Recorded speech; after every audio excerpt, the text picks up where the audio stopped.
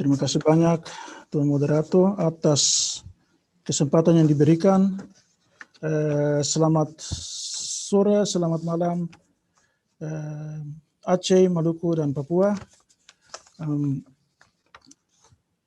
Dari kesempatan ini ingin saya kirim salam, shalom, assalamualaikum untuk saudara-saudari semua di tanah air dan semua yang ada ikuti juga lewat internet.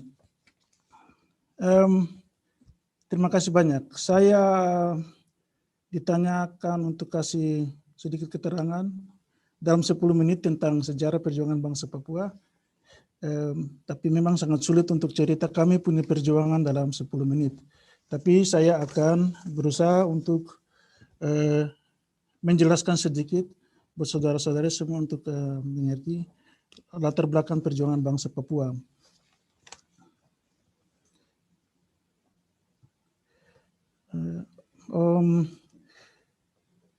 Tolong Tuan teknis bisa tolong opsi buat share saya punya screen, bisakah Tuan host? Bisa, saya ingin share saya punya screen. Kan ik my screen delen?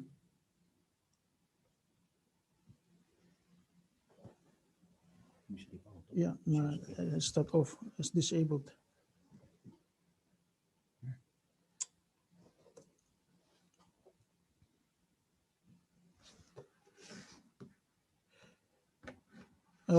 Priscilla?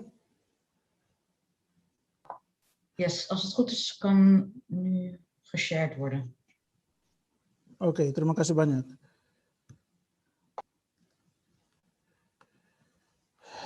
Baik, terima kasih banyak buat asistensi. Saya telah sediakan sebuah slide atau PowerPoint yang mana kami bisa gunakan.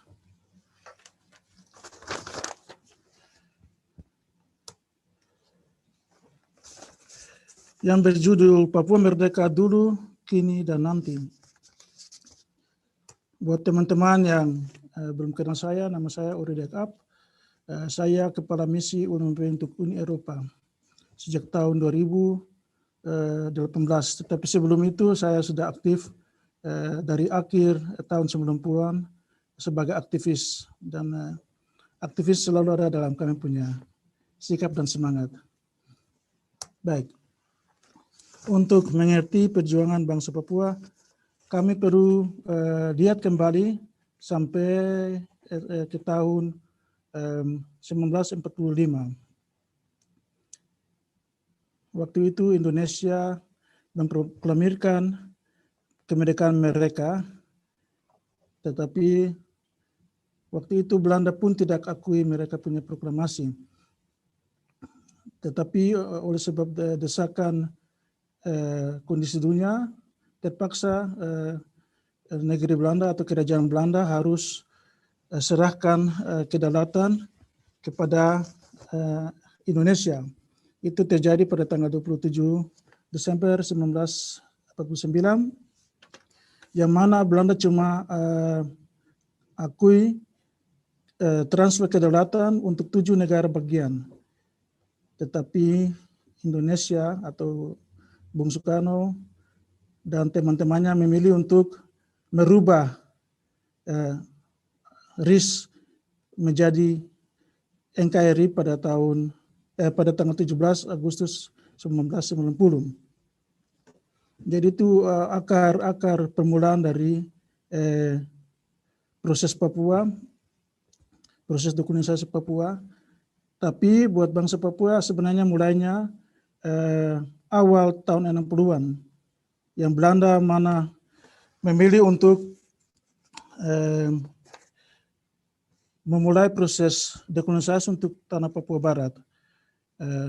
Belanda waktu itu berjanji untuk mempersiapkan bangsa Papua untuk kemerdekaan Papua Barat. Memang waktu itu Belanda telah mendirikan Dewan Papua pada tanggal 5 April 1961. Dan Belanda juga berikan lagu kebangsaan dan bendera yang hari ini kami kenal sebagai bendera bintang fajar. Tetapi semuanya itu sia-sia. semuanya itu sia-sia. Kami tidak pernah sangka bahwa Belanda akan menyangkal semuanya itu. Tetapi semuanya juga sebenarnya bisa tidak terjadi kalau waktu itu saya taruh foto dari Tuan Dag Hammarskjöld yang dibunuh pada tanggal 18 September 61. Beliau ini sangat penting dalam sejarah kami bahwa sebab dia memang waktu itu sungguh-sungguhnya ingin untuk menyelamatkan bangsa-bangsa yang hidup tertindas. Jadi sebenarnya tahun itu beliau rencana untuk umumkan bahwa bangsa Papua atau negeri atau teritori West Papua akan diserahkan kepada tanggung jawab PBB, tetapi dia terbunuh di Kongo.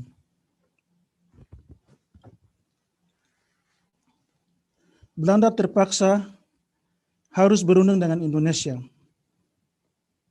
sebab mereka punya konflik dengan Indonesia sudah berakhir dengan konflik bersenjata. Jadi mereka terpaksa harus duduk dan berunding, yang kami orang Papua lihat sebagai hari pengkhianatan Belanda terhadap bangsa Papua. Juga dikenal sebagai New York Agreement, perjanjian New York, yang mana Belanda dan Indonesia berjanji untuk serahkan tanah Papua kepada Indonesia tanpa libatkan bangsa Papua sendiri waktu itu. Jadi memang antara 62 dan 69 yang mana transfer administrasi terjadi, bangsa Papua punya nasib memang terkurung. Sebenarnya menurut New York Agreement, bangsa Papua harus diberikan kesempatan untuk memilih, tetapi yang terjadi itu sama sekali tidak. Tentara Indonesia datang banyak masalah untuk intimidasi bangsa Papua. Jadi kami tiba ke tahun 69, yang mana bangsa Papua sebenarnya harus dapat kesempatan untuk memilih, the act of free choice, tapi buat bangsa Papua itu kami dikatakan sebagai act of no choice. Jadi Indonesia waktu itu pilih 125 orang untuk dipaksa, at gunpoint, dipaksa dan dituduh dan senjata untuk memilih masuk ke Indonesia. Tapi dunia balik muka dan tidak lihat ketidakadilan yang terjadi. Memang ada beberapa negara Afrika, tapi juga termasuk Cina dan Rusia yang waktu itu ada protes, tetapi desakan dari majority memang mendesak buat terima. Minta maaf, saya harus kembali lagi mana. Wah.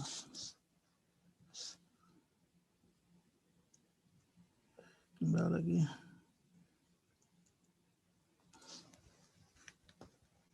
Terpaksa Papua harus masuk dalam bingkai NKRI. Tapi buat bangsa Papua waktu itu bukan final.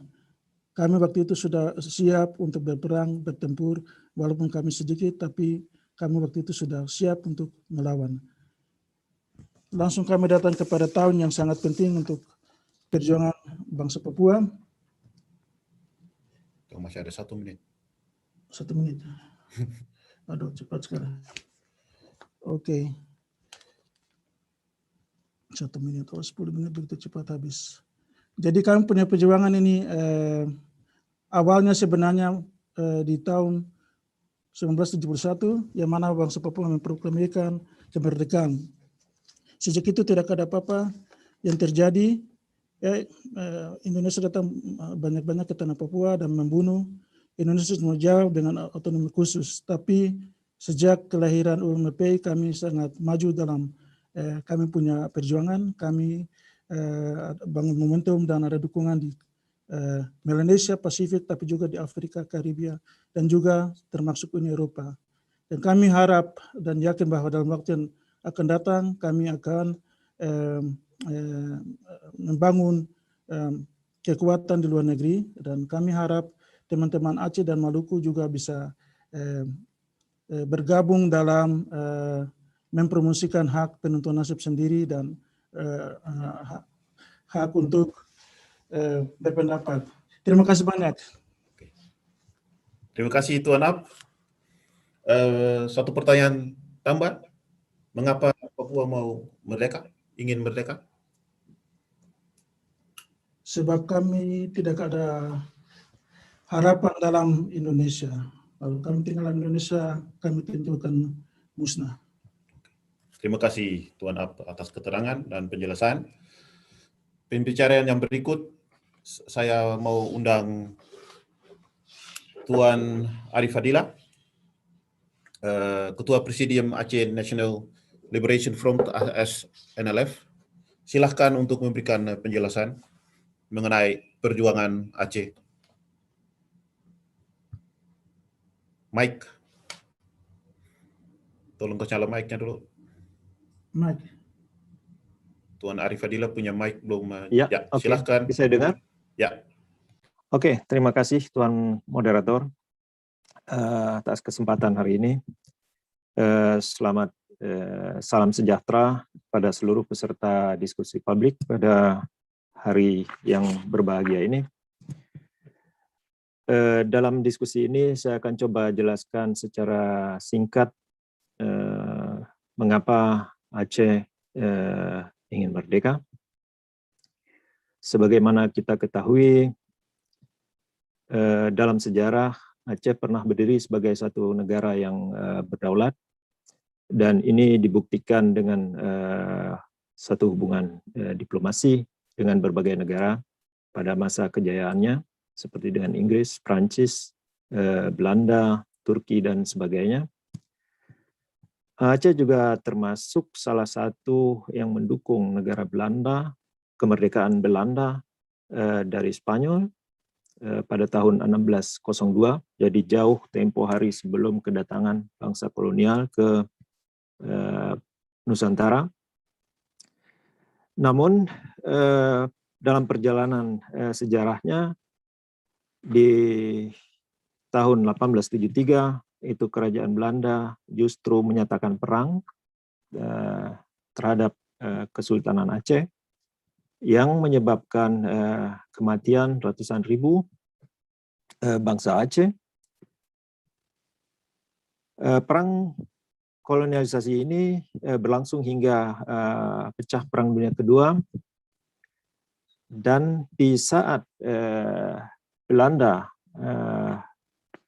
terdesak oleh serangan Jepang dan meninggalkan Aceh, sejak saat itu Belanda tidak pernah kembali ke wilayah Aceh sebagai wilayah yang sebelumnya berdaulat. Dan Indonesia sendiri itu tidak lain adalah sebagai satu negara buatan yang atau dengan kata lain itu adalah kelanjutan dari pemerintahan Hindia Belanda. Ini adalah salah satu bisa kita katakan dasar sejarah historis mengapa Aceh ingin merdeka. Dan selebihnya setelah selesai Perang Dunia Kedua, sepatutnya terjadi proses dekolonisasi di wilayah Nusantara, namun hal itu tidak terjadi, sehingga memicu konflik yang berkepanjangan hingga saat ini atas dasar berbagai historis dan prinsip-prinsip dekolonisasi. Aceh menyatakan kemerdekaan pada tanggal 4 Desember 1978 yang dideklarasikan oleh Yang Mulia Dr. Hasan Muhammad Ditiro. Melalui forum atau wadah yang kita kenal sebagai Aceh Sumatera National Liberation Front, ini kita terus berusaha untuk meraih kembali kedaulatan Aceh sebagai pernah ada jauh sebelum kedatangan bangsa kolonial sebagaimana saya sebutkan sebelum ini. Itulah beberapa alasan prinsip yang perlu kita ketahui secara dasar mengapa kita ingin menuntut kemerdekaan atau melakukan pembebasan dari penjajahan Indonesia. Di saat ini mungkin sekilas konflik di Aceh terlihat mereda, namun pada dasarnya akar dari persoalan itu belum selesai sama sekali. Walaupun di tahun 2005 itu terjadi satu proses perdamaian, penandatanganan yang dikenal dengan MOU Helsinki antara pemerintah Republik Indonesia dengan Gerakan Aceh Merdeka. Namun setelah sekian lama kita lihat atau dirasakan sendiri oleh bangsa Aceh, itu tidak berjalan sebagaimana mestinya. Dan sebagian dari isi, atau tidak mau dikatakan seluruhnya, itu isi nota dari kesepahaman Helsinki tersebut itu tidak terwujud.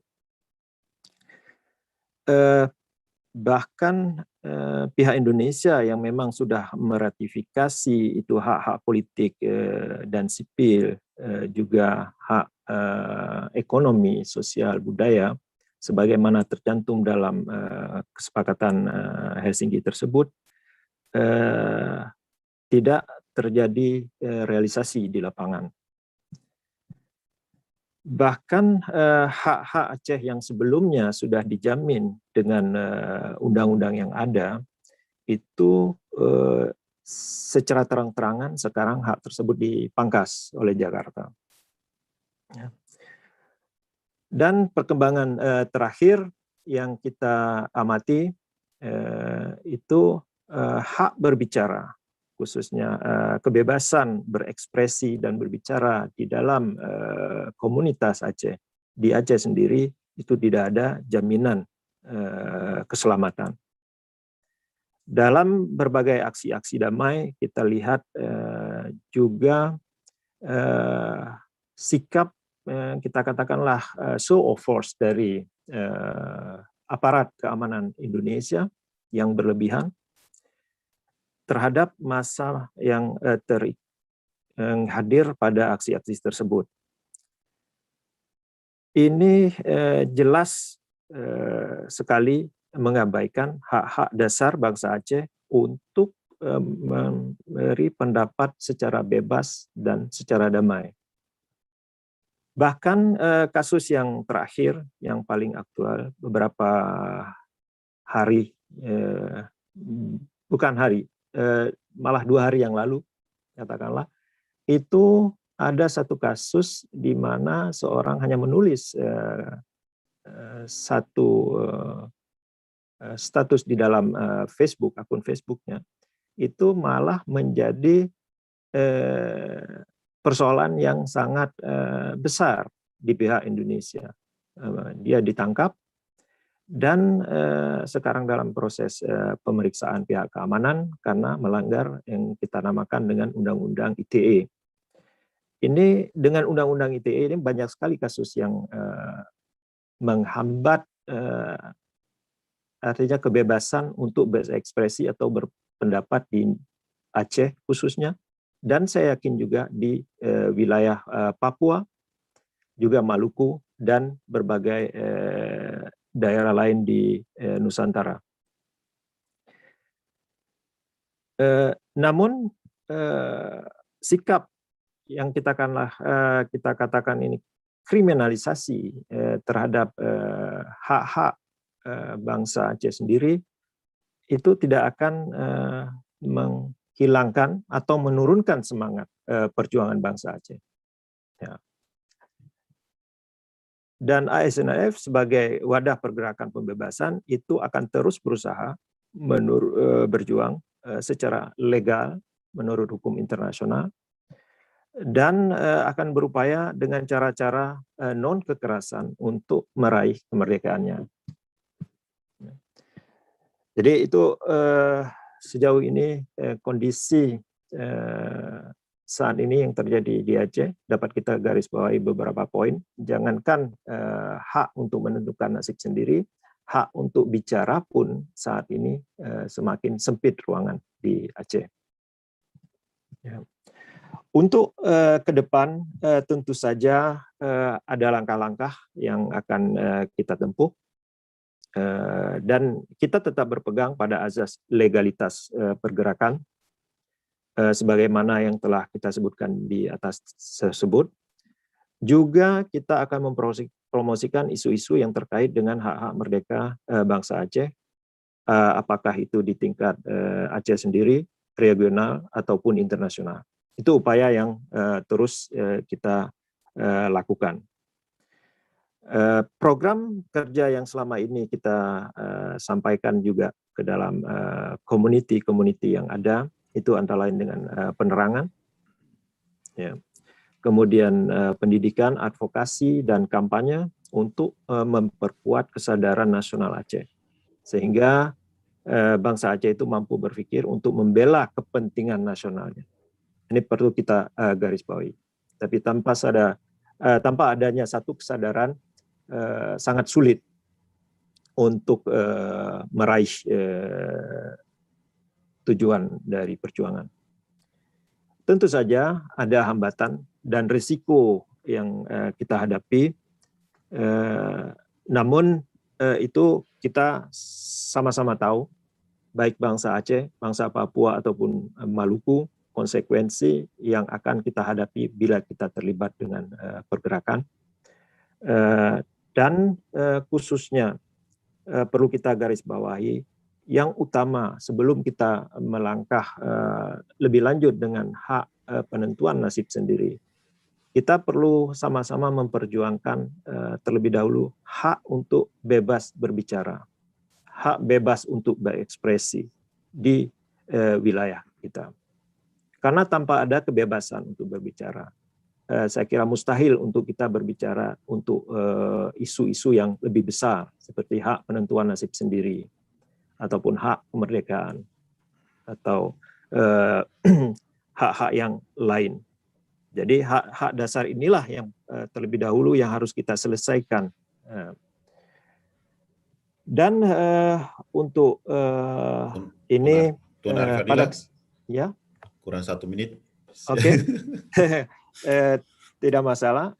Kita sudah wujudkan ini dalam beberapa tahun terakhir ini. Papua, Maluku, Aceh itu selalu menggalang aksi-aksi bersama, dan melalui satu diskusi seperti ini tentu saja akan semakin mempererat hubungan kita, akan semakin meningkatkan semangat perjuangan bersama, karena musuh yang kita hadapi juga adalah satu, ya, Indonesia. Jadi itu harapan dari Aceh. Tentu saja kita perlu menggalang kekuatan yang ada untuk sama-sama meraih hak menentukan nasib sendiri. Terima kasih. Silakan. Terima kasih Tuan Arif Fadilah atas keterangan penjelasan mengenai Aceh, dan Aceh punya pikiran mengenai mengapa Aceh ingin merdeka. Pembicaraan yang berikut, saya mengundang Tuan Umar Santi, Menteri Luar Negeri dari Pemerintah Republik Maluku Selatan, RMS. Tuan Santi, silahkan untuk memberikan penjelasan.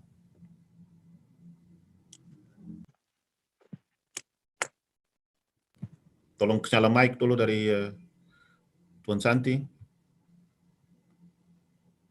Mic.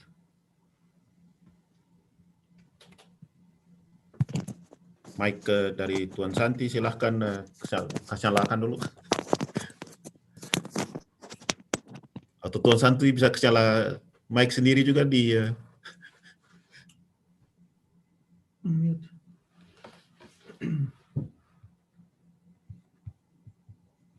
bisa itu.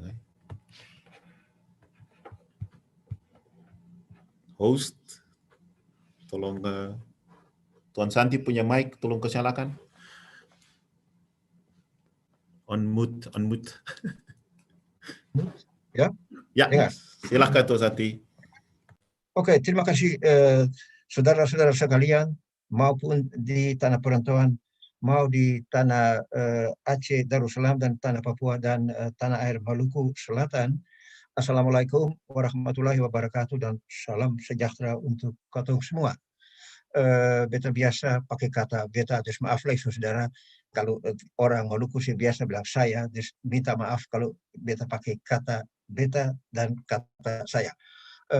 Tadi saya dengar, beta dengar saudara Ori Dekab dan saudara Arif Fadila bicara tentang hak nasib sendiri dari bangsa Aceh dan bangsa Papua.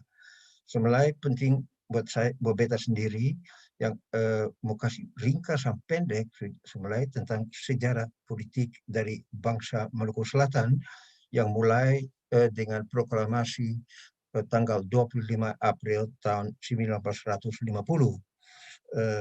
Saya rasa saya bukan ahli historikus atau ahli sejarah untuk terangkan lengkapnya ini sejarah politik dari Republik Maluku Selatan rakyatnya. Beta mulai dengan tanggal 25 April tahun 1950, bangsa Maluku sampai keputusan untuk berdiri sendiri. Itu sudah diatur di konferensi meja bundar dan juga Dewan Maluku Selatan ambil keputusan 27 Maret tahun 1987 masuk sementara di negara Indonesia Timur.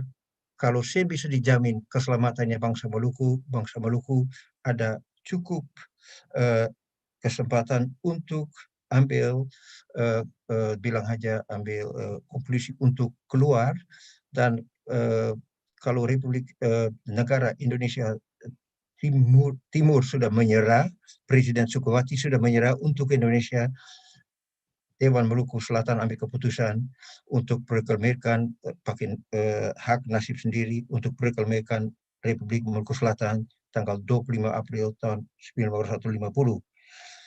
Sejak 1950 sampai hari sekarang, negara Republik Maluku Selatan dianeksasi dari bulan November tahun 50 sampai hari sekarang dengan penjajah kolonialis Indonesia. Dengan kata lain, saudara-saudara sekalian, alasan yang orang Maluku atau pemimpin-pemimpin dari Republik Maluku Selatan yang di pemerintahan in exile di tanah Belanda yang dipimpin oleh Presiden John Vattelete sudah ambil langkah-langkah untuk dengan saudara di tanah air Maluku bersama fokus yang mau ambil tindakan terhadap penjajah Indonesia. Dengan kata lain, saudara-saudara, beta harap saudara-saudara bisa cukup mengerti, beta bisa terangkan ketorang punya keputusan tentang strategi namanya ada musuh dalam selimut, mungkin juga ada dengar sekarang, dan beta bisa bilang yang ketorang bersama dengan saudara-saudara Papua dan saudara-saudara Aceh, ketorang bahu-membahu cari jalan maupun nasional maupun internasional untuk ambil tindakan tentang penjajah Indonesia. Dengan kata lain, saudara-saudara, kalau lihat sekarang negara Republik Maluku Selatan besok hari merayakan hari ulang tahun RMS ke-71. Sudah 71 tahun wilayah Republik Maluku Selatan dianeksasi dengan Indonesia. Maksudnya pemerintah RMS di pengasingan bersama dengan saudara-saudara Papua dan saudara Aceh cari jalan di dunia internasional untuk blokir Indonesia juga dimanapun saja. Contohnya mungkin nanti ketorang aturakan bersama, namanya ini bukan forumnya untuk terangkan strategi politik dari pemerintah RMS di pengasingan. Itu nanti ketorang bicarakan akan sendiri dengan saudara Aceh dan saudara Papua. Semelai ini kesempatan buat kita untuk tanya saudara sekalian, maupun di tanah Belanda, maupun di luar tanah Belanda, maupun di tanah air Maluku, marilah ketorang bahu-membahu, tanpa beda agama, pulau, atau negeri, ketorang berjuang sampai Maluku dapat hak kedaulatan kembali. Saudara moderator, semelai beta bisa bilang kata mau omong tambah banyak, tambah lebar, tambah panjang, tapi intinya perjuangan Republik Maluku Selatan marilah kita berjuang bersama dengan saudara Aceh, saudara Papua, untuk dapat hak kedaulatan kembali juga buat saudara Papua dan saudara Aceh. Sekianlah, saya rasa ini buat saya inti ini yang paling penting sekali. Saudara-saudara sekalian, Mena Mulia. Terima kasih. Terima kasih Tuan Santi atas kata-kata yang jelas sama sekali. Sekarang ada kesempatan untuk yang pengikut dalam meeting Zoom ini memberikan pertanyaan kepada tuan-tuan yang memberikan penjelasan. Tadi ada Tuan Mawardi Abdurrahman ada pertanyaan kepada Tuan Arif Fadilah melalui chat. Tetapi sebelum kita akan mulai dengan pertanyaan-pertanyaan, siapa yang ada pertanyaan, mohonkan kasih naikkan itu tangan yang lihat contoh yang saya taruh di saya punya gambar. Kalau ada pertanyaan, mohonkan pakai akan tangan supaya host bisa unmute yang pendengar punya mic. Ya, mohonkan pengertian. Saya kasih turun saya pun tangan dulu. Tuan Arif Fadilah ada pertanyaan melalui chat dari Tuan Mawardi Abdurrahman mengenai tahun 1945 sampai tahun 1949 mengenai tidak berani lagi kembali ke Aceh. Mungkin Tuan Abdurrahman bisa kasih keterangan.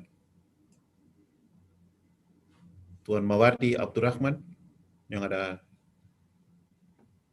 bisa unmute mic-nya.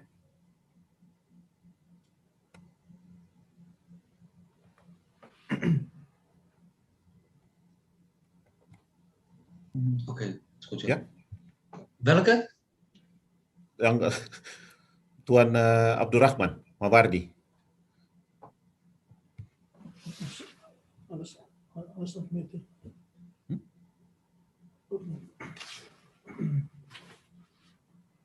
Atau bisa saya jawab langsung?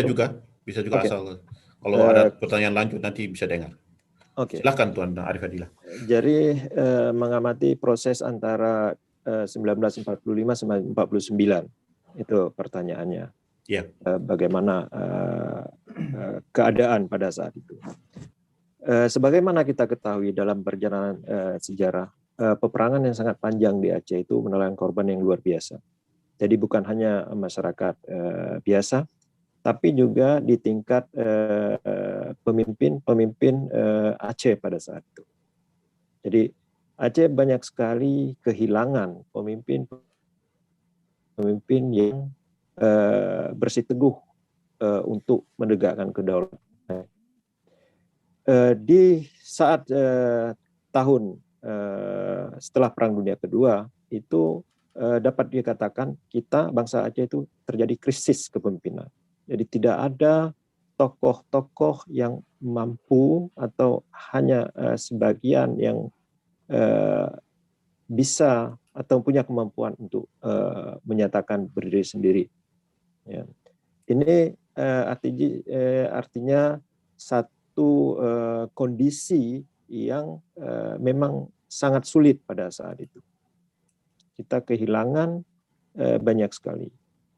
Kesultanan sendiri sudah runtuh. Ya.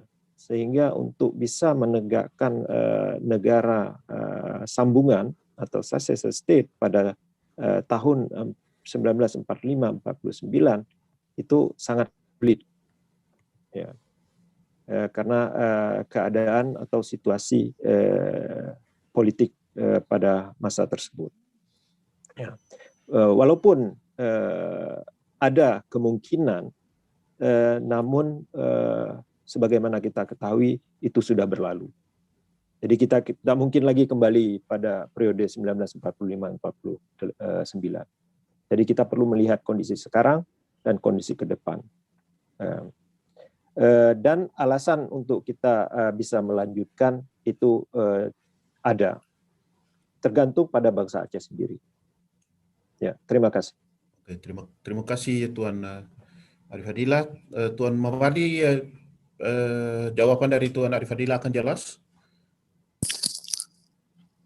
Halo, halo, Ya, silahkan jawaban halo, yang bisa dari didengar? Ya, bisa dengar.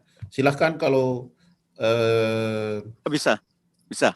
ya Saya, Bapak punya dengar jawaban akan jelas atau tidak?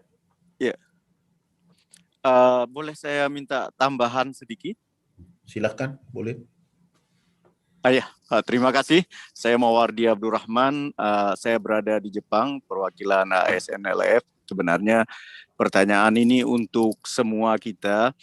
Kita mengklaim bahwa kita adalah Aceh ini adalah sebuah negara yang sudah ada, ini untuk semua kita. Lalu setelah 1945 terjadi bom atom Hiroshima Nagasaki dan Jepang kembali ke negaranya. Di Aceh kita mengklaim bahwa 1945 sampai dengan 1949 terjadi kekosongan penjajahan di tanah Aceh. Pertanyaan sebenarnya tadi tidak lengkap dibacakan oleh moderator, bahwa pertanyaan saya adalah tahun 1945 sampai dengan 1949 tentunya kita ada pemerintahan, terbukti dengan Indonesia. Belanda menyatakan Indonesia sudah tidak ada. Lalu Radio Rimba Raya menyatakan Indonesia masih ada. Ini kami Aceh. Jadi begitu mengatakan bahwa kami ini ada Aceh, ada pemerintahan. Pertanyaan saya, siapa Presiden Aceh, Perdana Menteri Aceh atau Menteri-Menteri Aceh yang kita klaim bahwa kita adalah pemerintah yang sah dari tahun 1945 sampai dengan 1949. Mungkin mohon penjelasan dari Tengku Arifadillah. Terima kasih. Mungkin salam dari Jepang untuk teman-teman, saudara-saudara yang ada semua di belahan dunia mana saja. Terima kasih. Assalamualaikum warahmatullahi wabarakatuh dan salam sejahtera untuk kita semua. Terima kasih. Oke, terima kasih Tuan Abdurrahman atas tambahan. Maaf yang saya tidak baca pertanyaannya lengkap. Tuan Arifadillah bisa tambah jawaban? Ya, sebagaimana tadi sudah saya jelaskan. Jadi pilar ataupun struktur kenegaraan Aceh itu runtuh. Jadi pada masa itu 45-49 itu tidak ada satu struktur kenegaraan atau Kesultanan Aceh lagi di wilayah Aceh. Ini yang perlu kita paham. Jadi walaupun terus terang saya bukan ahli sejarah, tapi dari dokumen-dokumen yang pernah saya baca, itu tidak ada yang menyatakan struktur negara Aceh pada periode tersebut. Ya. Ini yang kita kan dengan kevakuman. Ya. Bukan berarti tidak ada artinya tokoh-tokoh. Memang ada tokoh pada saat itu. Tapi tokoh saat itu berpikir dalam dimensi lain. Bukan dalam dimensi untuk mendirikan kembali kedaulatan negara Aceh sebagaimana sebelumnya. Ya. Ini yang perlu kita sadari. Sementara tokoh-tokoh yang berdiri untuk memperjuangkan kedaulatan Aceh pada saat itu belum ada. Ya, walaupun kesempatan ada. Ya. Oke, demikian saya kira penjelasan singkat pada saat itu. Jadi konkretnya tidak ada struktur negara Aceh antara 45-49. Sejauh yang saya ketahui, kalau memang ada dari publik yang bisa menjelaskan hal tersebut, saya persilakan. Terima kasih Tuan Arifadillah atas tambahan keterangan. Ada lain yang mau tanya lagi? Saya ada dengar nama Tuan Asnawa Ali. Silahkan, mic-nya masih mute. Silahkan. Bisa dengar suara saya? Bisa dengar suara Tuan Asnawa Ali, silahkan bicara. Saya berikan kesempatan kepada kawan-kawan lainnya dulu yang ada di Aceh ataupun di Maluku atau Papua yang ada mereka komen di YouTube. Mungkin mereka banyak ingin bertanya. Boleh juga host ada pertanyaan-pertanyaan melalui YouTube atau Facebook? Belum ada kah? Kalau gitu tuh Tuan Ali silahkan memberikan pertanyaan saja. Iya, pertanyaan kepada kawan di Papua. Masih dengar, bisa dengar ya? Bisa. Ya. Bagaimana prospek ke depan kepada kawan Papua, karena saat ini Papua sangat viral di alam maya, dan saya kira ke depan Aceh dan Maluku, begitu juga Papua, seharusnya lebih giat lagi untuk memberikan seperti ini, sarannya memberikan informasi seperti saat ini, dan saya berharap ke depan harusnya lebih sering lagi diadakan diskusi-diskusi seperti ini. Jadi pertanyaan saya tadi, bagaimana ke depan prospek dari kawan-kawan di Papua untuk kelanjutannya?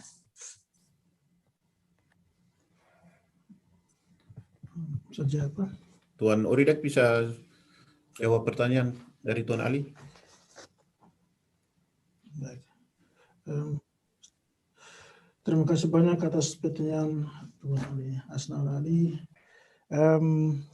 Memang ini pertama kali yang kami diskusi secara online, tapi kami punya perjuangan sudah dari dulu, kami sudah beberapa kali jalan sama-sama.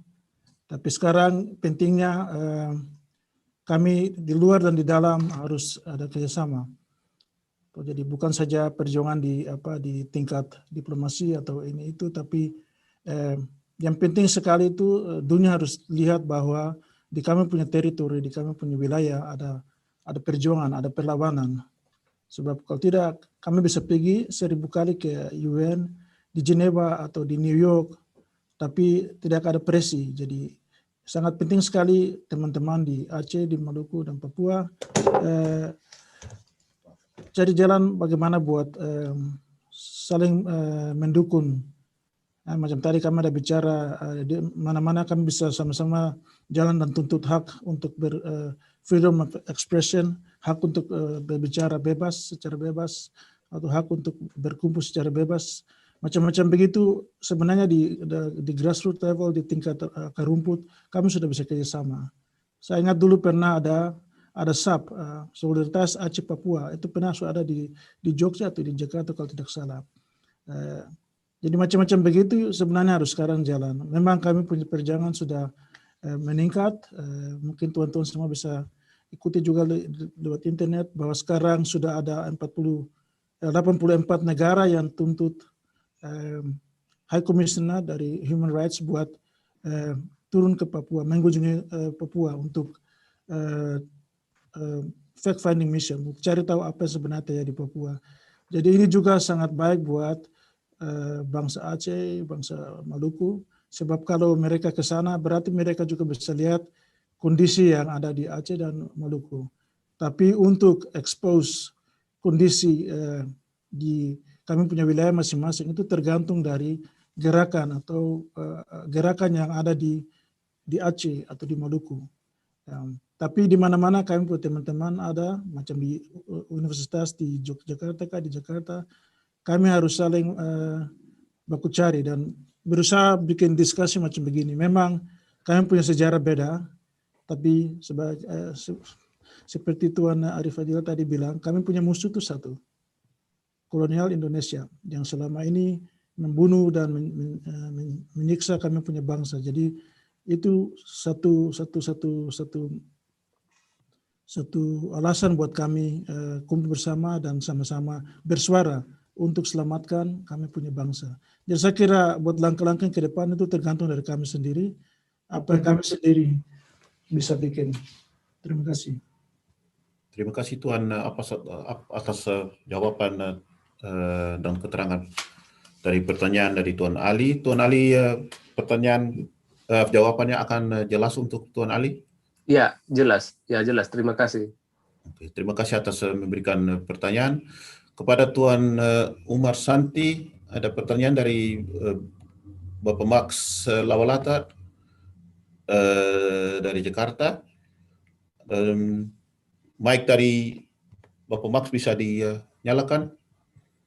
Pertanyaan yang Bapak Max berikan adalah, pertama, dalam perjuangan panjang ini, faktor apa yang paling menjadi penyebab sehingga perjuangan praktis belum berhasil?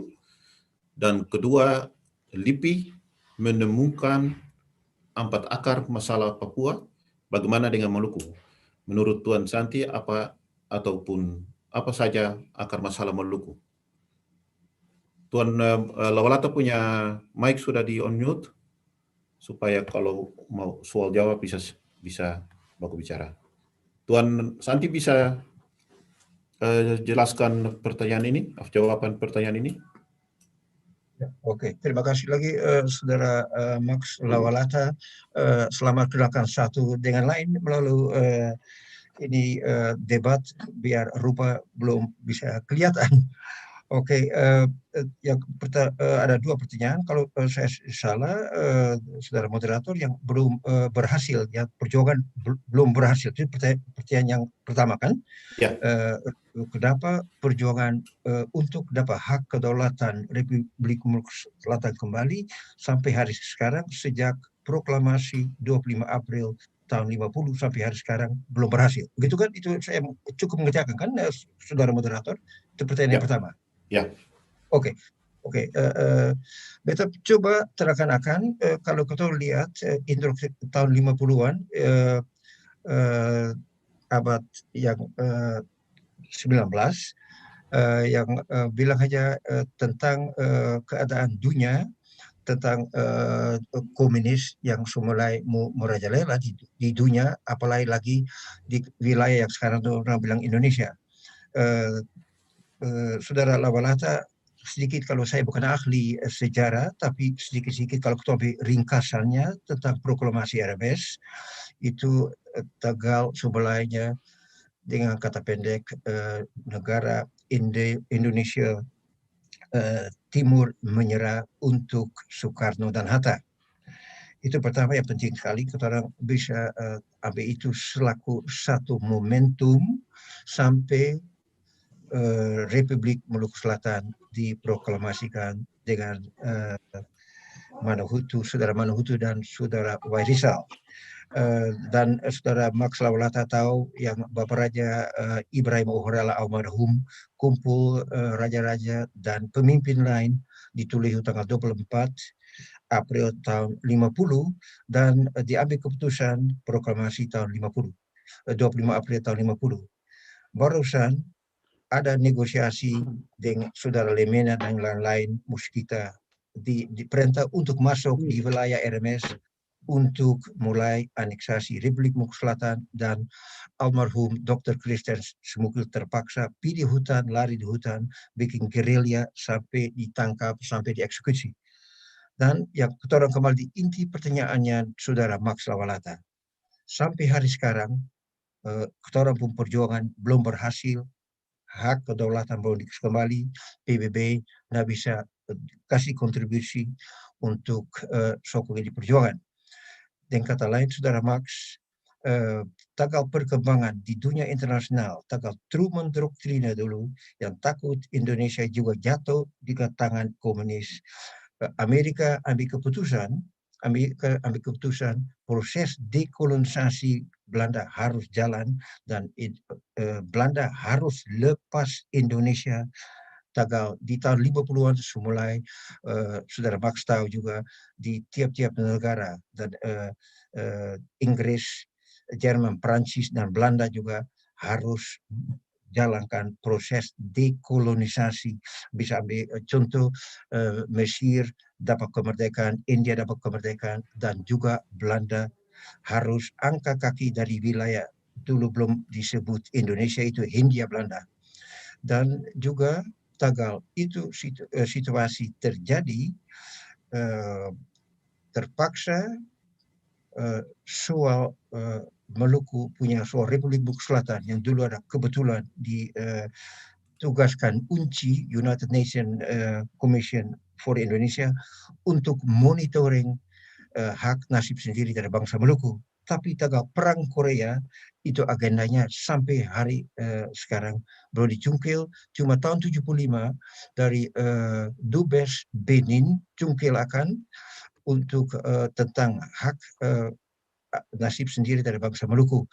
Negara yang sendiri sampai hari sekarang yang akui Republik Maluku Selatan itulah Benin. Sampai hari sekarang akan belum ada follow up kan namanya pemerintahan Benin yang tahun 75 sampai hari sekarang sudah ganti mungkin 3, 4, 5 kali. Dan dengan kata pendek saja Saudara Max Lawalata, sampai hari sekarang kata orang sudah berjuang 71 tahun dan pemerintah Belanda juga potong pilih ini perjuangan. Dalam ini 70.000 jiwa orang Maluku berdiam di tanah Belanda. Belanda di Indonesia potong pilih, sekongkol bersama. BIN sudah aktif juga di Belanda dan juga BIN Belanda juga sudah aktif untuk potong pilih ini perjuangan.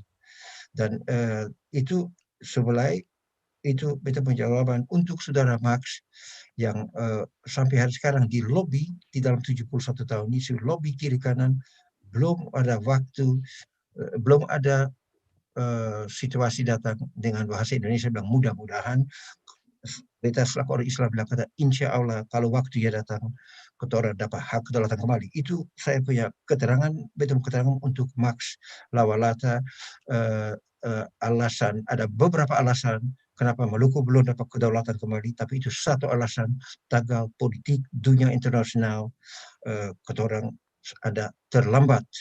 Tapi selaku orang yang percaya Tuhan, kata orang bilang saya dapat kedaulatan, tapi selaku orang Islam, beta bilang kata insya Allah, dan ketemu selaku orang Maluku bilang kata mudah-mudahan kalau Tuhan sayang, kata orang dapat hak kedaulatan kembali. Itu jawab pertanyaan yang pertama. Kedua, LIPI.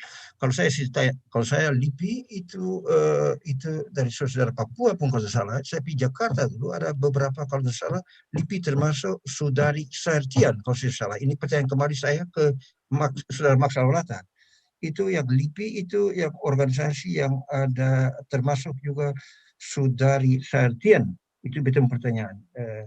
Kembali ke Saudara Moderator untuk Saudara Max. Tuan Max, silahkan jawab. Ya, boleh. Pertanyaan nomor 2 ini, suara saya terdengarkah? Suara beta terdengarkah? Jangan. Baik, begini. LIPI dalam Lembaga Ilmu Pengetahuan Indonesia mengadakan riset dari tahun 2004 sampai 2008 untuk mencari tahu apa sebetulnya akar masalah di Papua. Dan LIPI menemukan dan menyimpulkan ada 4 akar masalah di Papua. Yaitu 1, sejarah integrasi, distorsi integrasi, masuknya Papua ke Indonesia itu ada distorsi di situ. Yang kedua, pelanggaran HAM berat selama Papua di Indonesia. Lalu yang ketiga, ketertinggalan pembangunan. Yang keempat, ras diskriminasi, tindakan rasial.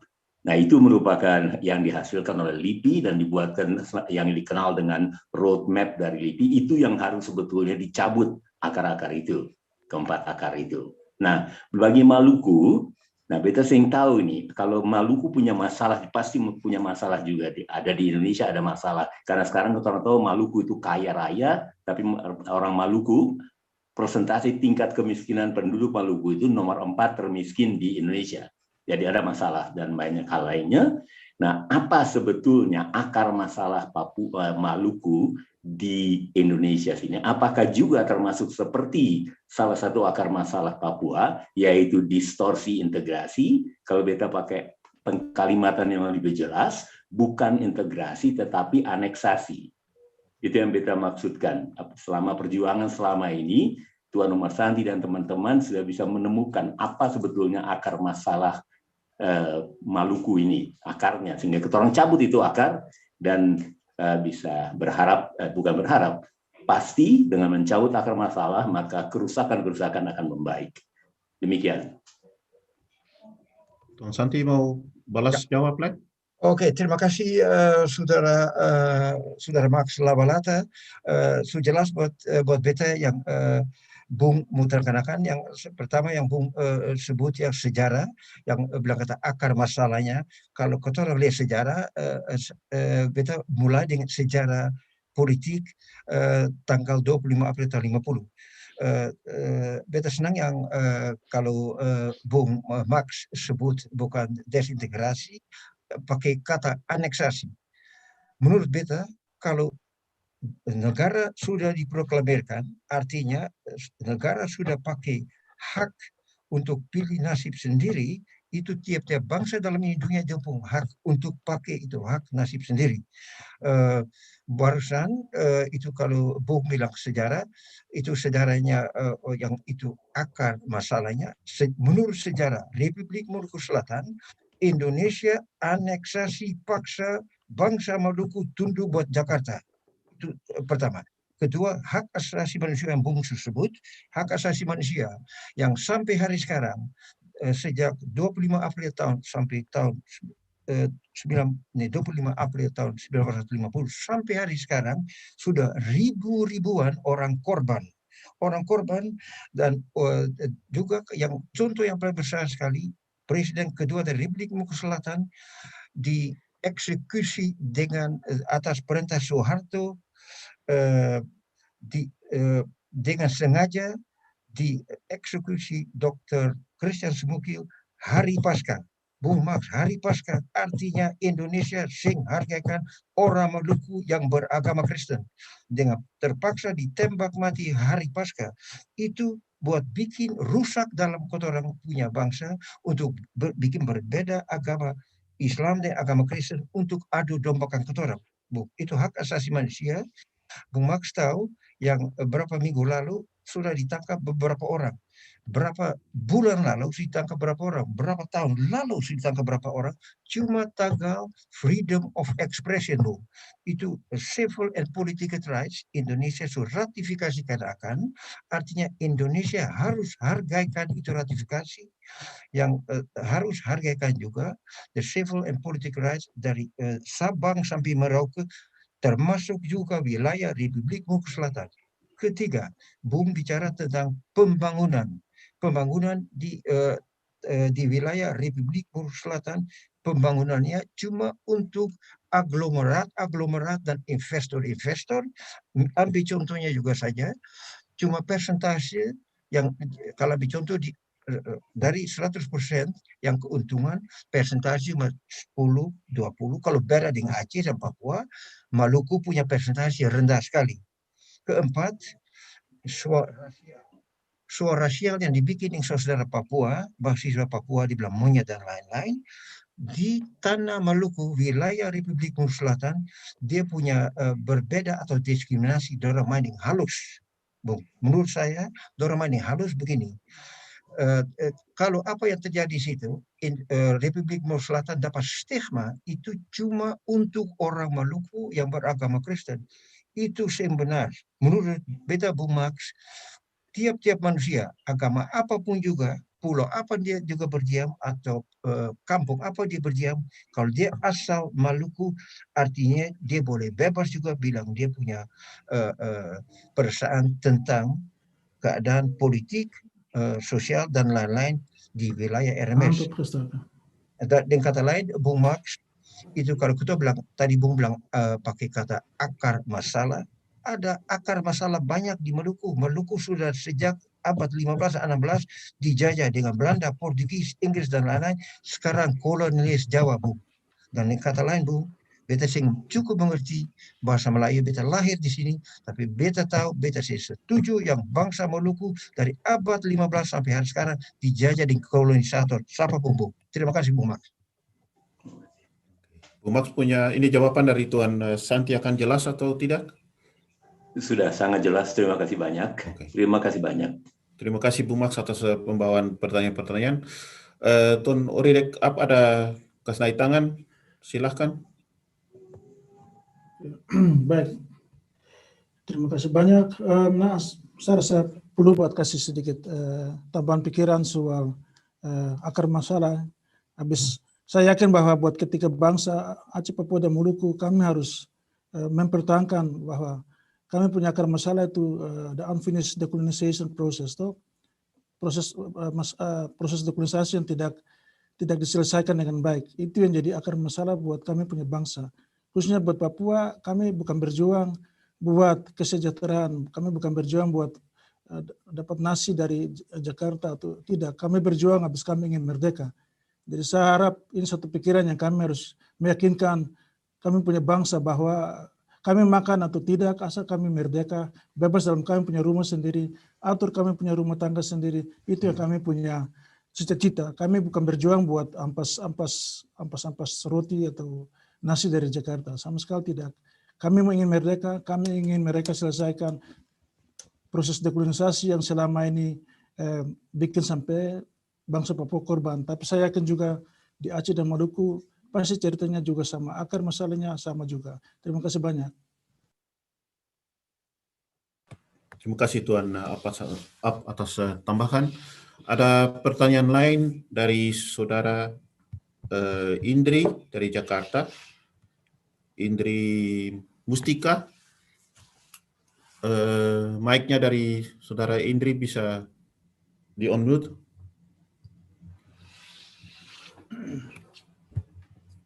Halo, selamat malam semuanya. Maaf ya, saudara-saudari. Iya, kayaknya ibu-ibu sendiri nih aku. Iya, tak apa-apa. Silakan. Terima kasih atas acara live ini. Jadi karena kan kondisi yang sekarang kan kaum milenial nih ketinggalan sejarah. Maksudnya kita udah didoktrin bahwa sangat beda sekali sama yang tadi Bapak-Bapak jelaskan. Nah, kita move on dong, bagaimana Bapak-Bapak sekalian menghadapi atas doktrinan ini, atas Papua merdeka, Aceh merdeka, Maluku merdeka, dan sebagainya itu tindakan teroris, makar, dan lain-lain gitu. Cara menyikapinya gimana, next ke depan planning apa, terus bagaimana nih, ini benar-benar doktrin yang sangat keras ya, gitu. Oke. Jelas, siapa dari tuan-tuan yang bisa kasih balasan pertanyaan ini? Terima kasih. Silakan Ibu Indri. Tuan Santika atau Tuan Arifadila atau Tuan Ab? Silakan, ada bebas. Oh, Tuan Arifadila punya mic, tolong on mute. Silakan Tuan Arifadila. Oke, terima kasih Saudari Indri dari Jakarta.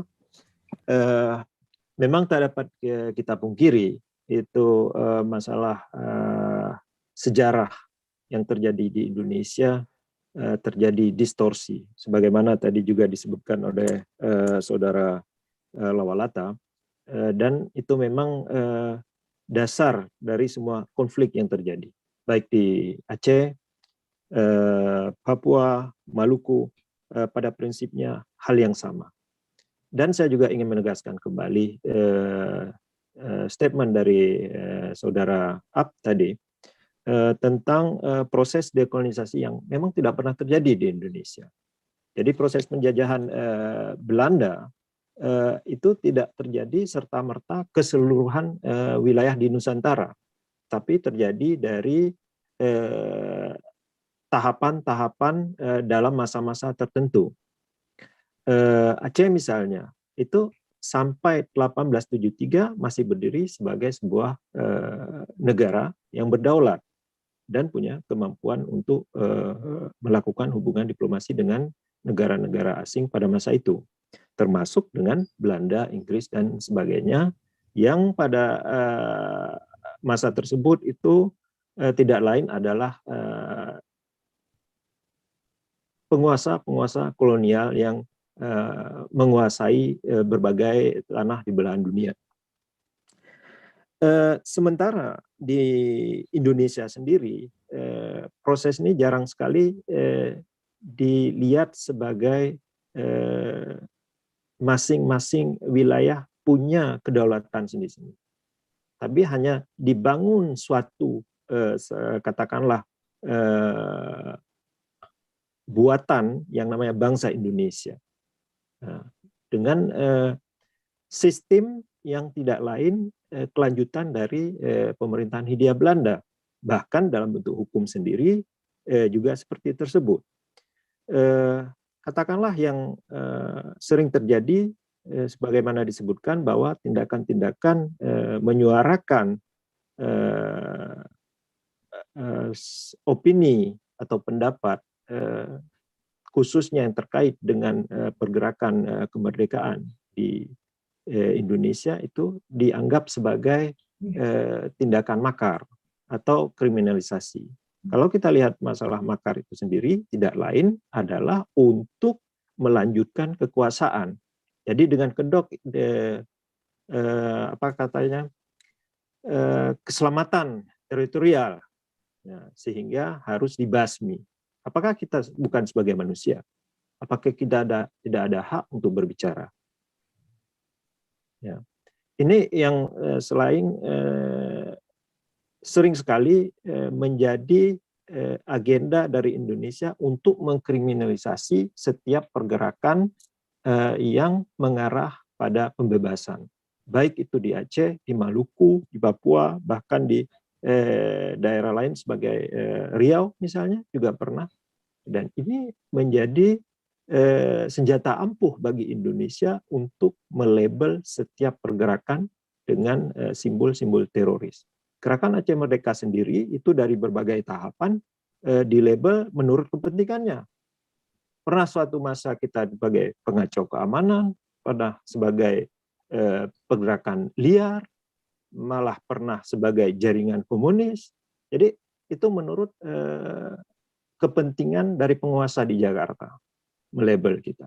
Tapi yang pasti kita tetap berjuang untuk meraih kedaulatan, untuk memperjuangkan hak penentuan nasib sendiri. Dan sejarah ini harus kita luruskan. Jadi distorsi sejarah yang terjadi di Indonesia, saya kira generasi muda milenial khususnya itu bisa mencari atau lebih mudah untuk memeriksa arsip-arsip sejarah. Bisa membangun komunikasi. Kita punya website, kita punya media sosial, kita mungkin saling berkomunikasi sehingga ada satu bandingan bagi generasi milenial untuk mencari informasi yang akurat atau bisa membandingkan dari berbagai versi sejarah sehingga punya gambaran yang lebih positif terhadap pergerakan. Terima kasih. Ya, terima kasih. Jawabannya akan jelas, Ibu Indri. Ya, mengenai informasi tadi yang Bapak sampaikan melalui media sosial, website. Nah, ini tadi nih kejadian di saya nih, saya klik websitenya diblokir sama provider yang saya pakai. Bahkan tadi sore kan saya register dari jam berapa tuh, jam 3 gitu register. Terus saya buka-buka sosial media, saya klik, tadinya bisa, kesini diblokir sama provider. Ya, itulah kesulitan, ya sangat kesulitan ya. Itu deh kesulitannya. Terima kasih atas memberikan pertanyaan. Melalui YouTube ada pertanyaan masuk dari Tuan Maret Hak untuk ke Tuan Oridek. Pertanyaannya, tunggu ya. Bapak yang terhormat boleh bertanya jenis perjuangan apa yang paling tepat untuk kami generation orang asli Papua saat ini. Tuan Ab bisa jawab apa kan? Oke, baik, terima kasih banyak. Nah, saya pikir ini pertanyaan yang orang Papua sendiri kami sendiri harus tanya diri sendiri apa yang kami bisa lakukan. Kami sendiri harus berusaha untuk ikuti perkembangan di luar tanah Papua, bukan saya di Melanesia, bukan saya di Pasifik, tapi di seluruh dunia. Dan kami harus siap buat menentang musuh dengan segala cara. Tapi pada umumnya kami punya perjuangan ini, seperti Tuan Arif Fadilah dan Tuan Umar Santi juga sudah bilang, kami punya perjuangan ini perjuangan damai. Kami ingin capai tanah Papua bebas lepas dari kolonial Indonesia dengan cara yang damai. Tapi kami tiga bangsa ini juga ada hak untuk membela bangsa. Kami ada hak untuk membela kami punya tanah, kami ada hak untuk membela kami punya keluarga. Tapi pada umumnya kami harus kreatif untuk berjuang. Kami harus pakai cara apa saja kami, lewat musik, lewat seni budaya, lewat diskusi di tingkat akademisi, bukan saya diplomasi, habis presi, atau tekanan yang dunia harus lihat atau Indonesia harus rasa itu bukan saya dari satu cara. Pernah Malcolm X bilang tuh, by any means necessary. Jadi gunakan segala alat apa saja yang perlu untuk kami capaikan kemerdekaan. Jadi saya kira itu jawaban saya bisa kasih, dan saya harap saudara bisa terima jawaban ini. Kami sendiri yang pegang kemerdekaan, itu dalam kami tangan. Kemerdekaan tidak pernah akan datang dari luar negeri, kemerdekaan akan datang dari tanah Papua sendiri, tanah Maluku sendiri, tanah Aceh sendiri. Jadi saudara-saudara harus sendiri ingat, jangan harap yang kemerdekaan datang dari luar negeri. Kemerdekaan hanya bisa datang kalau di dalam negeri ada perlawanan. Terima kasih. Terima kasih atas jawaban Tuan Ab. Saya ada waktu, kira-kira 10 menit kita akan mau hentikan Zoom meeting ini. Mungkin ada pertanyaan lain lagi melalui FB kah atau YouTube, tetapi juga di dalam Zoom meeting ini. Sehingga ada pertanyaan lagi kah? Video chat. Tuan Asnawi Ali, ada masih pertanyaan lain?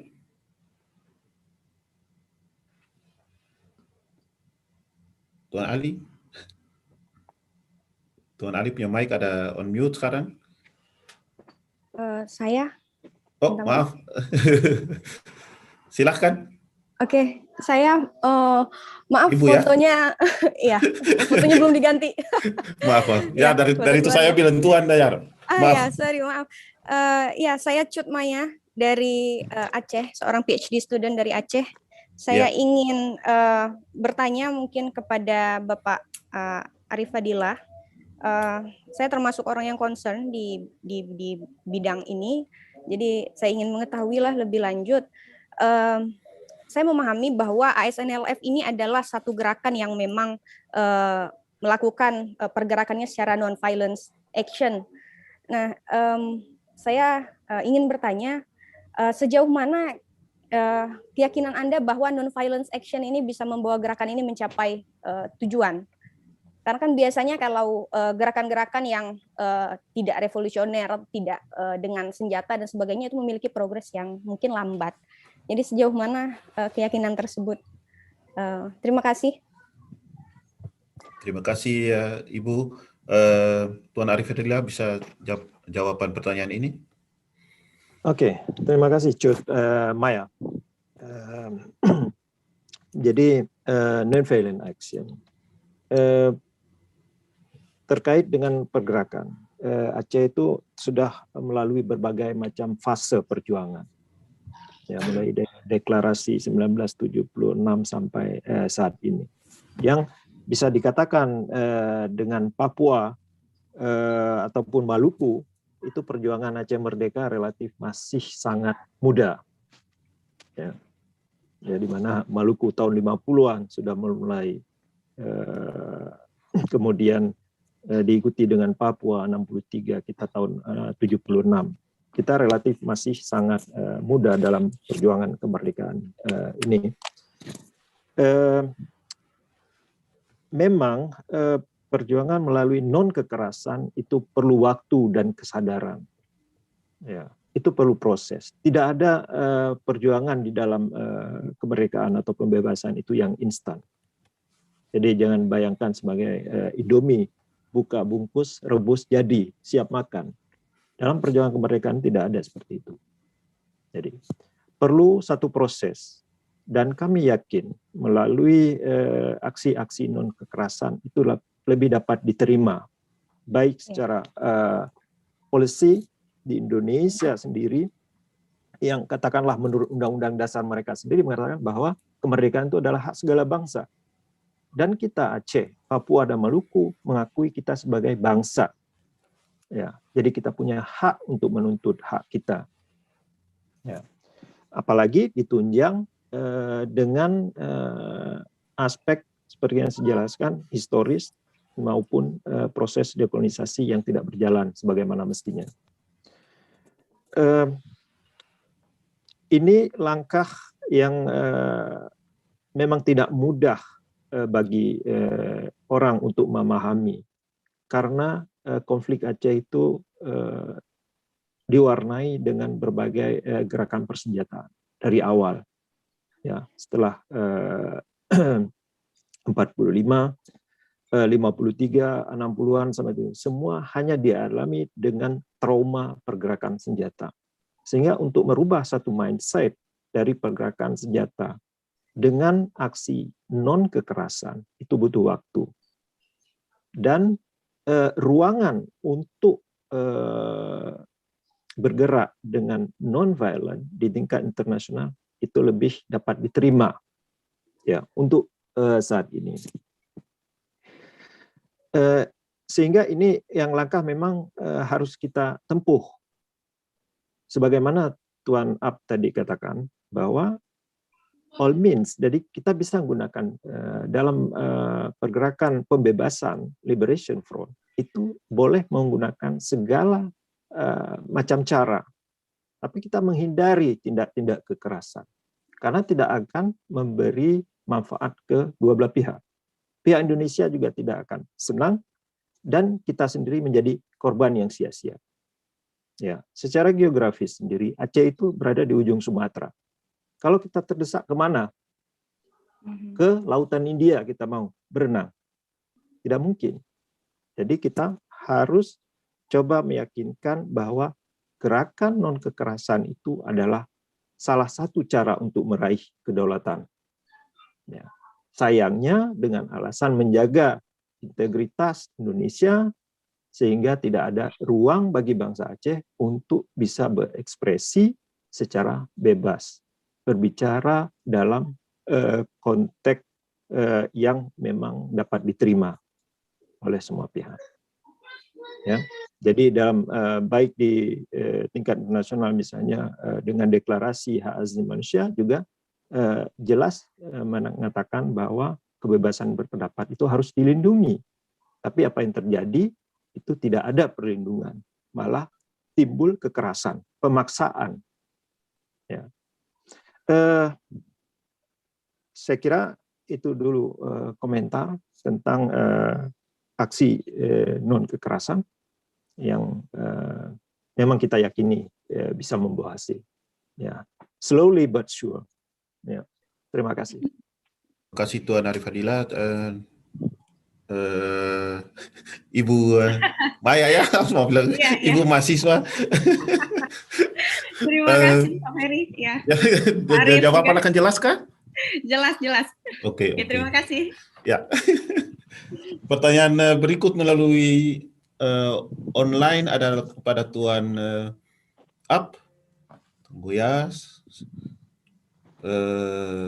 Dari Saudara Oges Mambraku.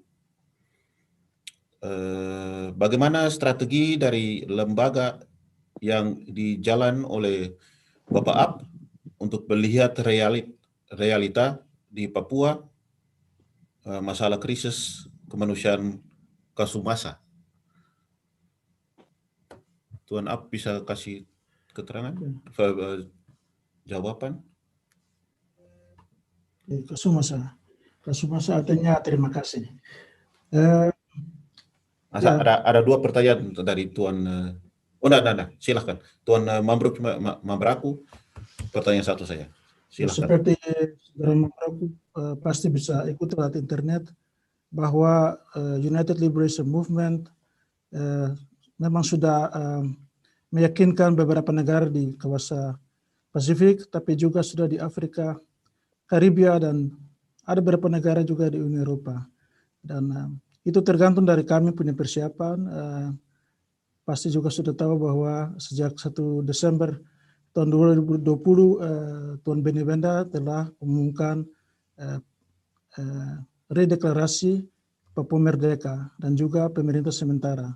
Jadi pasti tentu ada langkah-langkah yang dipersiapkan, dan saya yakin bahwa dalam waktu yang dekat akan dipublikasi secara ofisial bahwa Papua Merdeka itu bukan saja satu sebutan, tapi Papua Merdeka itu berarti kami harus siap untuk bernegara. Kami bukan berjuang buat jadi apa yang bilang failed state, bukan jadi negara yang ini. Kami harus siap diri dalam waktu ini. Memang ada persiapan yang pasti dalam waktu dekat akan diumumkan secara ofisial, dan percaya bahwa ada langkah-langkah yang dipersiapkan, langkah-langkah yang akan memperkuatkan kami punya posisi, bukan saja di kawasan Pasifik, tapi juga di dunia. Dalam waktu dekat pasti semua akan diumumkan, asal Tuan Membrakudon sendiri bicara, kasih tahu orang tua semua buat berdoa, buat kami yang di luar, tapi juga buat orang tua yang di Medan, supaya mereka tahan bahwa perjuangan ini sudah jalan lebih dari 40 tahun, tapi kemerdekaan sudah kelihatan. Kami sudah bisa cium akan, tapi itu tergantung dari banyak kondisi.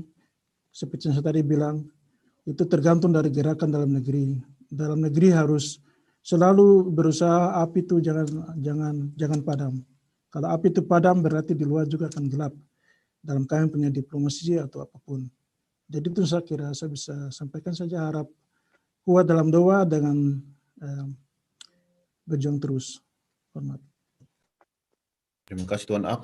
Masih ada pertanyaan lagi, masih ada 2 yang kepada Tuan Ab dari CFC Chris. Pertanyaan dari saya khusus untuk Pak Oridek Ab, kenapa ULMBP dan OPM TPNBP tidak bersatu? Terus hal apa saja yang menjadi kendala sehingga kedua belah pihak tidak bisa bersatu? Nah, soal persatuan itu kami sudah bersatu. Kami sudah bersatu lewat United Liberation Movement. Ya, dan kalau ada oknum-oknum yang bilang tidak ada persatuan antara OPM dan ULMP, itu tidak betul. Habis ULMP itu dia punya orang tua adalah OPM. Jadi kalau ada oknum-oknum yang bilang begitu, kami harus mempertanyakan mereka yang sebenarnya bergerak. Habis sebenarnya United Liberation Movement sudah bersatu sejak tahun 2014. Jadi kami punya orang tua yang dikenal juga sebagai TPN, Tentara Pembebasan Nasional, juga sudah bersatu. Ini sebenarnya tidak perlu bicara sini, tapi persatuan sudah ada. Persatuan itu sudah ada, cuma kami sendiri yang harus lihat. Bangsa Papua sendiri harus lihat siapa itu kami punya orang tua. Tidak mungkin kami yang menyangkal kami punya orang tua, tidak mungkin. Tapi ada alasan bagaimana sampai tidak semua barang kami bisa nyatakan di dunia internasional atau di media. Jadi saya harap saudara-saudara sendiri bisa ini, jangan lupa kami punya orang tua itu siapa. Kami punya orang tua itu yang selama ini bertahan di rimba. Kami punya orang tua yang dibunuh. Terima kasih. Oke, terima kasih. Pertanyaan yang berikut dari Addison Balka. Papua mengikuti sidang UN itu dari 13th season until sekarang, tapi belum ada respon dari international community terhadap bangsa Papua. Apa penyebabnya? Seperti tadi Tuan Umar Santi dan Tuan Arif Fadila juga bilang, semua ini proses dan tidak semua barang biasa dibicarakan di umum, macam sidang-sidang PBB dan lain-lain. Itu sebuah proses. Kebanyakan keputusan diambil di luar sidang itu, atau pembicaraan yang tertentu dibicarakan di luar sidang itu. Jadi jangan terlalu khawatir. Sekarang kami punya fase, kami sudah di tahap yang mana kami tidak utamakan mereka harus bicara Papua di sidang PBB. Kami perlu mereka punya suara waktu ada resolusi untuk Papua. Itu karena kami harus fokus menjaga jangan sampai Jakarta setiap kali dengar negara bicara, Jakarta pergi kunjungi negara itu untuk kasih uang dan balik mereka punya sikap terhadap Papua. Jadi itu yang kami sudah belajar dalam beberapa tahun yang sudah lewat. Jadi sekarang ini bukan soal bicara banyak di PBB, sekarang ini soal kumpul suara supaya kalau ada resolusi di meja kami dapat suara cukup. Jadi harap saudara bisa mengerti itu. Terima kasih. Terima kasih Tuan Ab. Saudara yang berikan pertanyaan melalui online YouTube, mohon jawabannya akan jelas. Melalui chat sini ada Tuan tadi siapa tuh? Oh ya, Saudara Odi Tuanakota. Tidak ada pertanyaan, tetapi mau sampaikan satu statement atau pesan. Silahkan.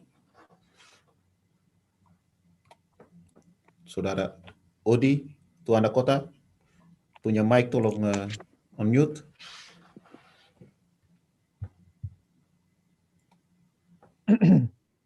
Halo. Ini Saudara Asnawi, tunggu ya, sabar. Saya Nasir Usman.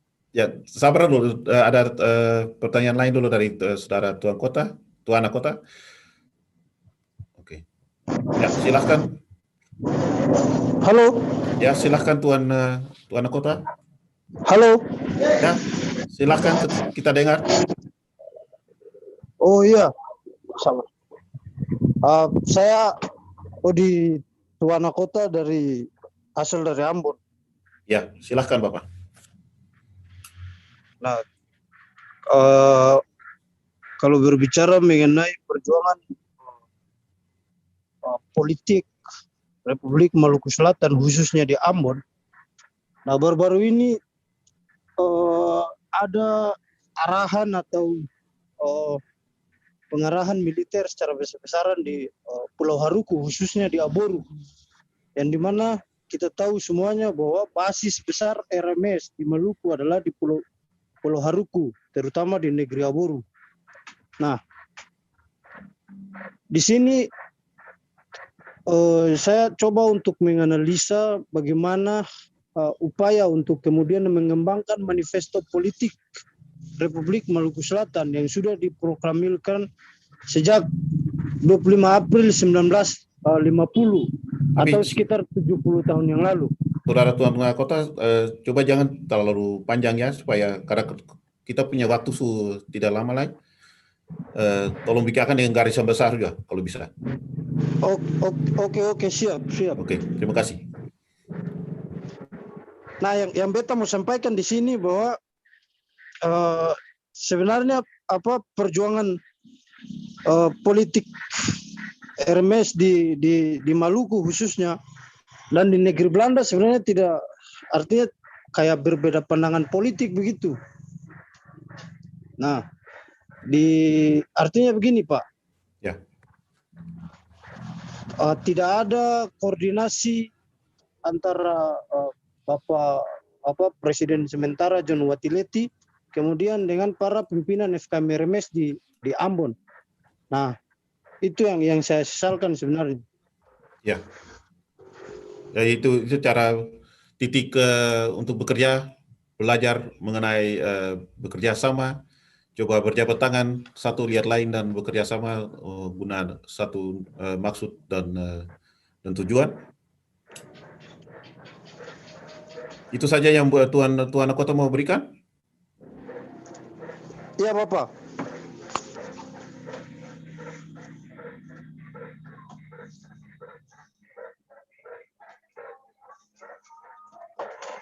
Halo.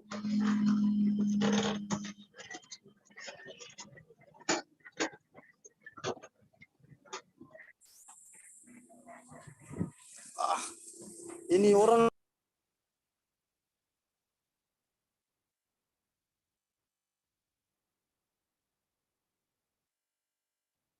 Tuan Santi, bisa mungkin balas titik pikiran ini? Oke, ya. Terima kasih Saudara Odi Tuanakota. Yang pentingnya beta tarik kesimpulan tadi Saudara Odi Tuanakota kasih dia punya pandangan terhadap ini perjuangan yang ada berbeda bila berbeda strategi atau berbeda visi, tapi beta mulai dengan bilang yang bersama pikiran dari orang Maluku di tanah Belanda dan orang-orang Maluku di tanah air, misalnya FKM RMS yang tadi Saudara Odi Tuanakota sebut, dia punya maksud dan tujuannya bersama.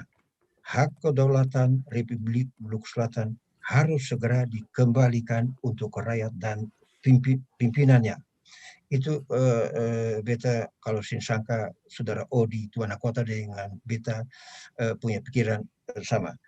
Kedua yang beta semulai mau kutip sedikit saja, yang itu kelihatannya ada kerjasama, tapi menurut beta tiap-tiap negara berdaulat atau negara tidak berdaulat, ketorang bersama berjuang untuk negara demokratis dan negara hukum. Artinya apa tuh negara demokratis dan negara hukum? Artinya boleh ada beberapa faksi-faksi, tapi tujuannya sama. Dengan kata lain, saudara Odi tuan kota, menurut sejarah politik terpaksa ada pemerintahan RMS di pengasingan. Alasannya ada 2 menteri yang sisa di tanah Belanda yang Dr. Smukel ditembak mati. Ada 2 menteri di tanah pengasingan sini di Belanda yang berhak untuk follow up-kan itu pemerintahan. Kalau orang Islam bilang Alhamdulillah atau puji Tuhan, kayak orang Kristen bilang, yang ada 2 menteri di luar tanah air Maluku yang bisa teruskan ini perjuangan untuk minta dukungan di dunia internasional. Tapi kayak saudara Odi tuan kota bilang, marilah ketorang bersama duduk di meja bundar. Ketorang dari pemerintah RMS siap untuk duduk di meja bundar dengan siapapun saja, asal bukan bilang bukan maksudnya, tujuannya lain. Dan sekali lagi, beta ulangi lagi, dengan siapapun saja pemerintah RMS di pengasingan sudah sedia untuk bicara dengan siapapun. Bukan artinya ketorang punya berbeda tujuannya hak kedaulatan Republik Maluku Selatan segera dikembalikan. Tapi ada berbeda visi dan misi, itu biasa saja ada beda visi dan misi. Beta sih mau terangkan visi dan misinya pemerintah RMS melalui ini debat, itu tempat lain yang bisa kita bicarakan. Dan waktunya sudah sempit sekali. Beta lihat saudara moderator sudah mungkin bilang sekarang stop, dan beta cuma mau bilang kata terakhir untuk saudara Odi tuan kota, juga kalau dapat kesempatan yang moderatornya 1 menit saya, beta sampaikan untuk saudara sekalian di tanah air, besok selamat merayakan hari ulang tahun RMS ke-71, dan Tuhan berkati ketorang semua dari mana ketorang ada, dari pulau mana, agama apapun juga, dan negeri manapun juga. Tuhan memberkati ketorang semua, dan Assalamualaikum warahmatullahi wabarakatuh, saudara Odi dan saudara-saudara seperjuangan sekalian ada berdiam di tanah air RMS. Terima kasih. Terima kasih Tuan Santi atas jawaban dari pembawaan dari Tuan Kota. Pertanyaan terakhir adalah saudara Asnawi Ali. Akaun sama ini Asnawi Ali, ada berapa banyak nih yang gabung? Tolong on-mute mic-nya dulu. Silahkan. Silahkan saudara Ali. Halo. Halo. Ya dengar. Apakah Asnawi Ali pertama ataupun saya? Saya Nasir Usman. Silahkan Bu, karena ada kesempatan sekarang. Oke, terima kasih banyak. Saya Nasir Usman dan saya juga anggota presidium daripada Front Pembebasan Nasional Aceh Sumatera. Di sini saya tidak ada punya pertanyaan apa-apa, namun setelah kita mendengar sama-sama paparan sejarah masing-masing kita punya bangsa dalam forum diskusi ini, maka dapat kita mengambil kesimpulan bagaimana kedudukan bangsa Aceh, bangsa Maluku, dan bangsa Papua di atas dunia ini, yaitu bangsa Aceh, bangsa Papua, dan bangsa Maluku adalah sebuah bangsa sama seperti bangsa lain yang ada di atas dunia ini. Jadi bukan sebuah suku yang selama ini digambarkan oleh kolonialis Indonesia. Maka dari itu, saya ingin menyuruhkan kepada seluruh bangsa Aceh, Papua, dan Maluku, terutama generasi-generasinya, untuk sama-sama bangkit kembali dan memperjuangkan kembali hak-hak bangsa Papua, bangsa Maluku, dan bangsa Aceh yang selama ini telah dikuasai oleh kolonialis Indonesia.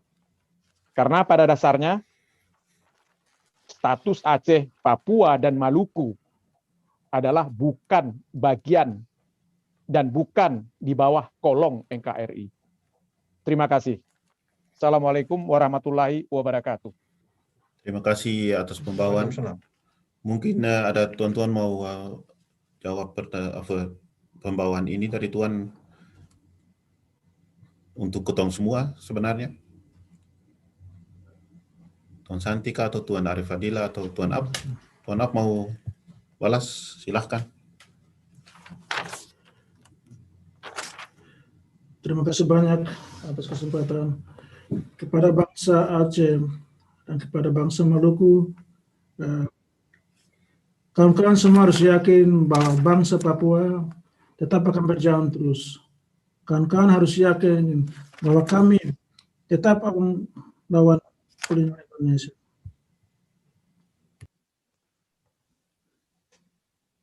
Yang menentukan kami punya kebebasan itu bukan Jakarta, itu bukan negara Eropa atau Amerika atau siapapun.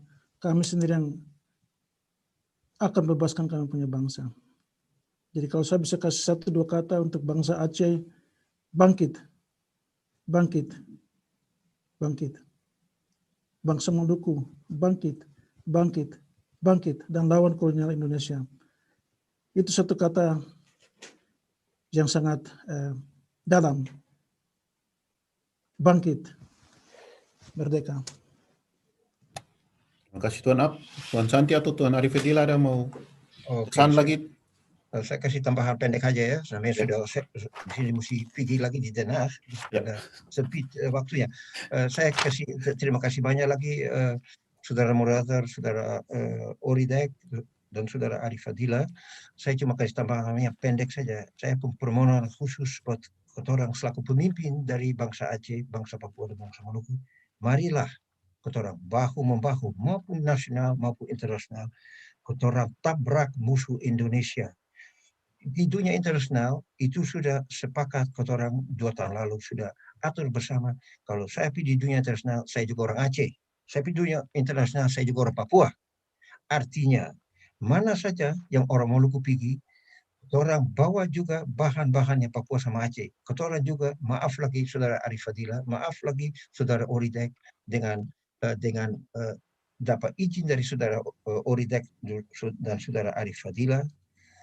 Kalau orang Maluku pergi mana saja, harus, saya bilang harus bawa bahan-bahannya Papua sama juga bersama saudara Papua. Di mana Maluku pergi, itu saya berani bilang aja, Umar Santi pergi di luar negeri tanah Belanda untuk lobby-lobby juga. Umar Santi juga orang Papua. Umar Santi juga orang Aceh. Terima kasih itu tambahan. Mena Muria. Terima kasih Tuan Santi. Mungkin yang terakhir Tuan Arif Fadila mau tambahan? Iya. Terima kasih kesempatan yang terakhir ini. Sependapat dengan saudara Oridek bahwa kemerdekaan itu hanya dicapai dengan kekuatan sendiri. Dari istilah yang kita gunakan self-determination, jadi kita yang menentukan sendiri apa kita akan merdeka atau tidak. Jadi tidak tergantung dari bangsa lain. Kemudian pada kesempatan yang terakhir ini, terima kasih juga saya sampaikan kepada Tuan Umar Santi. Bersama ini kami juga atas nama bangsa Aceh mengucapkan selamat ulang tahun RMS yang ke-71. Ya, semoga dengan perayaan yang ke-71 ini kita sama-sama akan bangkit memperjuangkan hak-hak kita secara bersama. Terima kasih. Terima kasih. Salam. Terima kasih Tuan Arif Fadila. Tuan Ab lagi sudah? Sudah tata itu? Sebelum saya lupa, saya juga ingin mengucapkan khususnya kepada bangsa Maluku, selamat merayakan Hari Proklamasi RMS dan yakin bahwa bangsa Papua tetap akan mendukung perjuangan. Saya dengar sebentar adik-adik lain akan gabung di Kota Den Haag dan kami akan kibarkan bendera Aceh, Papua dan Maluku sebagai tanda dari solidaritas ketiga bangsa. Dan perjuangan itu di tangan bangsa sendiri, di tangan Maluku, tangan Aceh, tangan Papua. Jadi semangat terus dan percaya bahwa kemerdekaan itu ada dalam kami punya tangan. Merdeka. Dari kolonialis Belanda sampai pun neokolonialis Indonesia, fakta-fakta sejarah harus belajar, hak nasib sendiri, hak asasi manusia. Jangan lupa kita beda perjuangan, beda sejarah, tetapi kita akan ada satu musuh. Jadi satu palungku harus dikasih tunjuk furdunya. Banyak fakta-fakta yang kita akan belajar pada hari ini melalui sejarah, melalui penjelasan dari tuan-tuan yang sudah diberikan. Mohonkan perkembangan ada terhadap pekerjaan sama antara tiga bangsa, tiga negara ini. Kita bukan separatis, kita bukan teroris, kita anak-anak asli Papua, asli Maluku atau asli Aceh yang ada hak untuk berdiri sendiri atau menjadi tuan di tanah sendiri.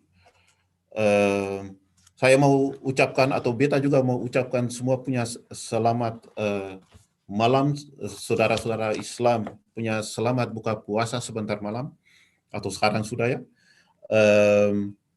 Dan teristimewa Tuan Arif Fadilah, Tuan Ori Dekap dan Tuan Umar Santi, terima kasih atas pembawaan dan penjelasan pada hari ini. Semua pendengar melalui Zoom, melalui YouTube dan Facebook, terima kasih atas membawa pertanyaan atau buah-buah pikiran.